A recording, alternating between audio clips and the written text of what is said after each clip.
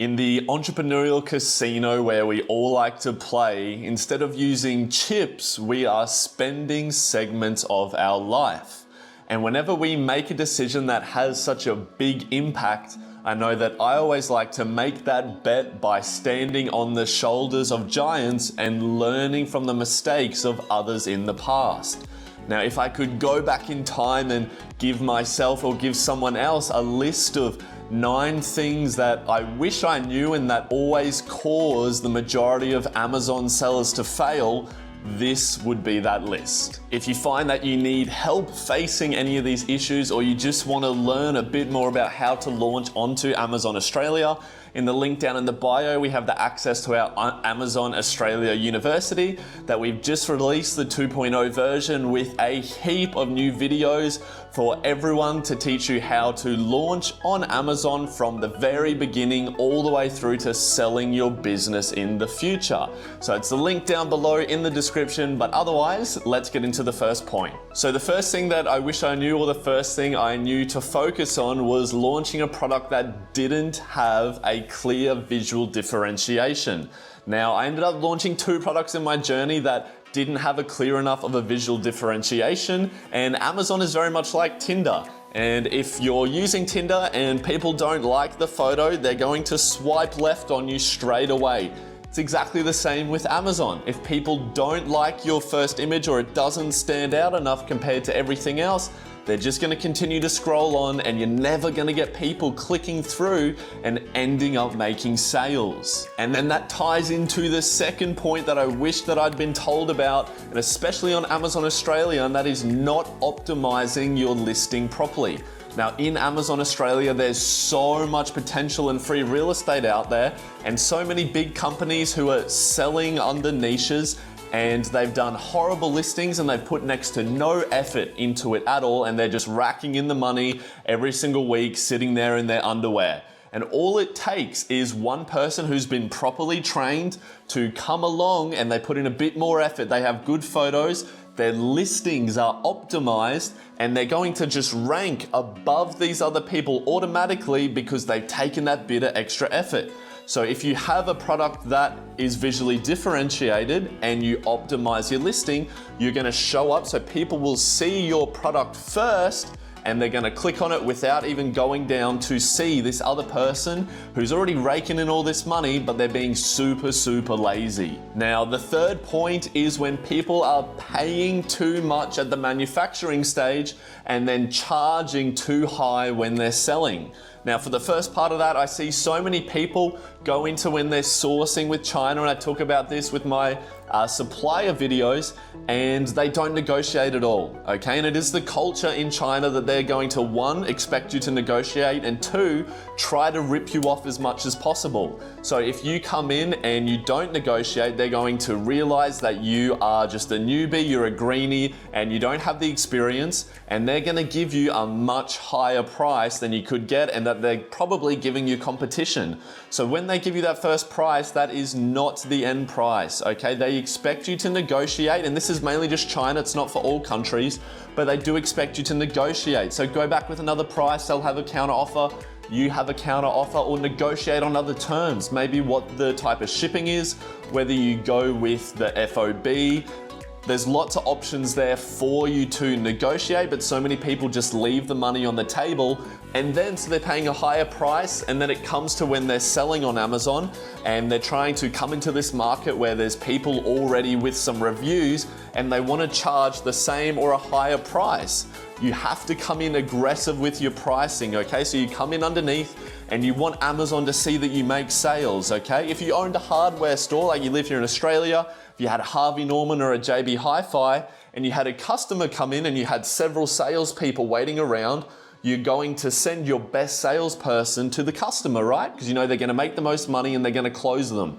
So Amazon does the same. If you show them that you convert on sales, you convert on customers, and you're the best salesperson, they're going to rank you higher. So by lowering that price, coming in aggressive at the start, you're going to make more and more sales than everyone else.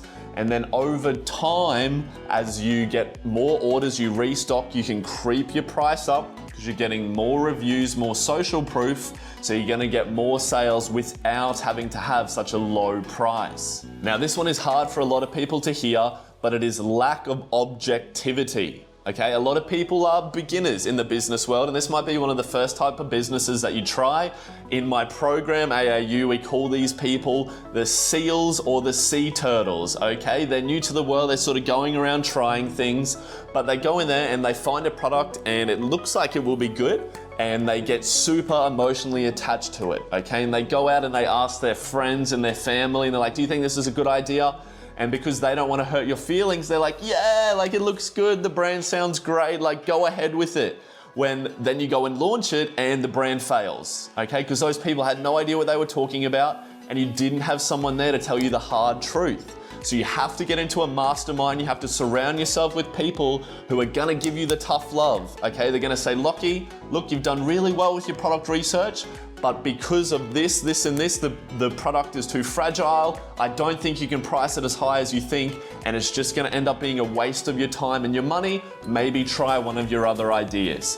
And whilst it might be some tough love, you save your time. Remember I said we're spending segments of our life at this casino, and you save your money. And then building off on this, the sixth tip is that people don't look into the data enough.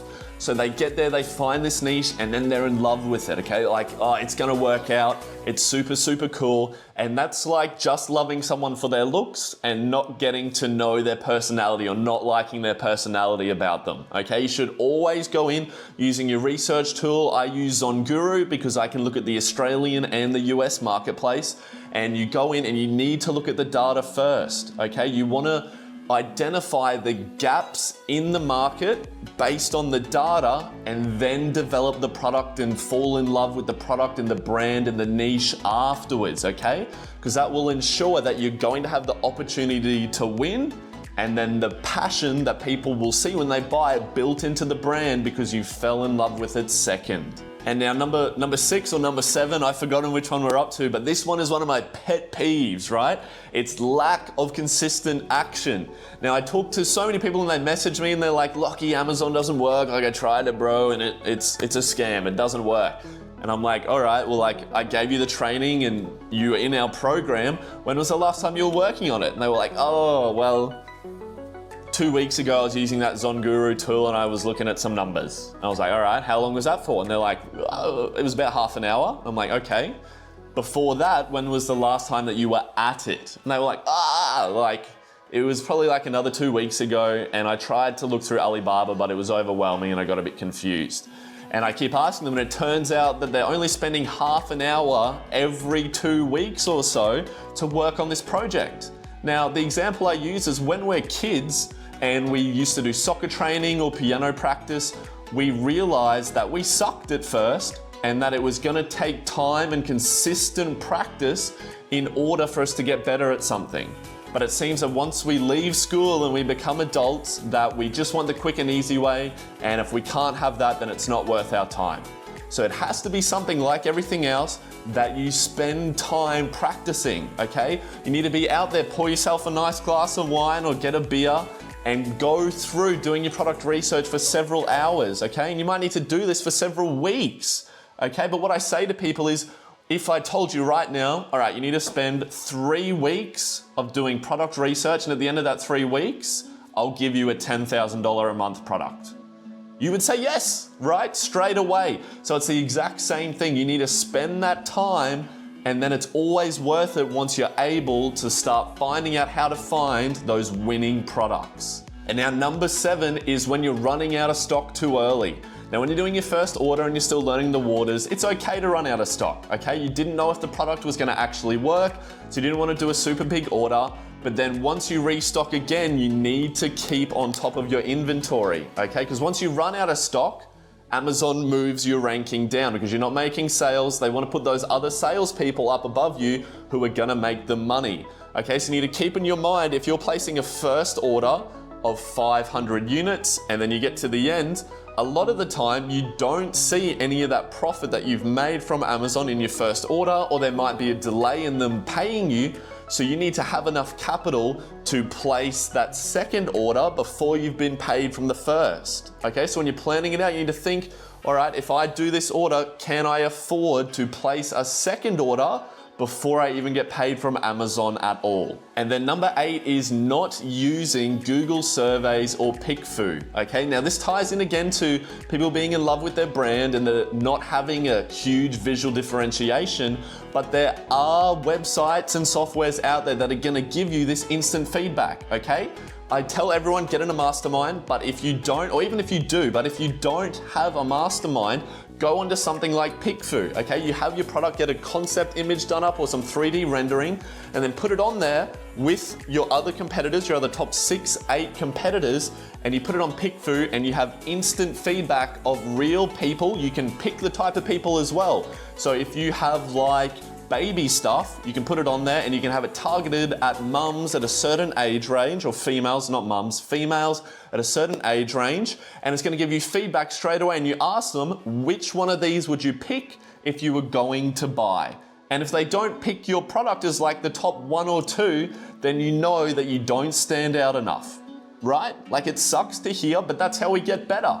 That is straight data. So you can keep doing it until you have yours chosen and you know, look, right there, I've got a product that people are gonna choose and people are going to buy. And the last tip that I wish someone had given me is you can't take shortcuts, okay? Now, it does sound obvious, but I always say to people that if it was easy, everyone would be able to do it.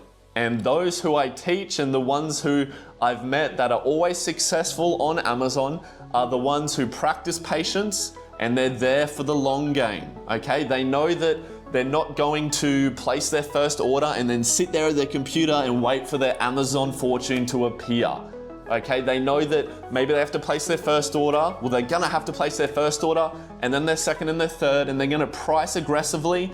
They're gonna start to build up reviews and then slowly increase their price. And maybe at the end of the first year, they launch one product that's making them $2,000 profit each month, right? So they're doing about $24,000 profit each year. So that's an okay amount of money. It's a decent little bit, but then they know going into their second year, they're gonna launch another 2 products, making them $2,000 a month. So now they've got 3 products, so they're doing $6,000 profit each month. And now they're making $72,000 profit each year. And then they go into their third year and they launch another 3 products. So now they've got 6 products doing $2,000 profit. So they're doing $12,000 profit each month, and they're doing over 6 figures profit a year. Okay, so if I told you now, again, just like before, you have to spend 3 years of practicing and learning in order to make 6 figures in profit online, and you can work from anywhere you want in the world. You'd say yes, straight away, right? So that's what it takes. It takes patience and consistency, and that is how you achieve success. So if you want a step-by-step guide or someone there to hold your hand through the process and set you on the path to success, then remember, check that link down in the bio. We have that access to our AAU Academy, and you get a heap of bonuses in there. And at the moment, I'm sending out a mystery box straight to your door for all the people who get started. So I hope you guys got some value from this video. Remember, if you have any questions at all, leave a comment down below or send me a message on Instagram or in our Discord. I reply to every comment, reply to every message as soon as I can. But I'm so proud of you guys for taking this step forward towards the future you want to be living. And remember, you're only one product away from living the life of your dreams. I hope you guys have an amazing rest of your day, and I'll see you in the next video. Peace.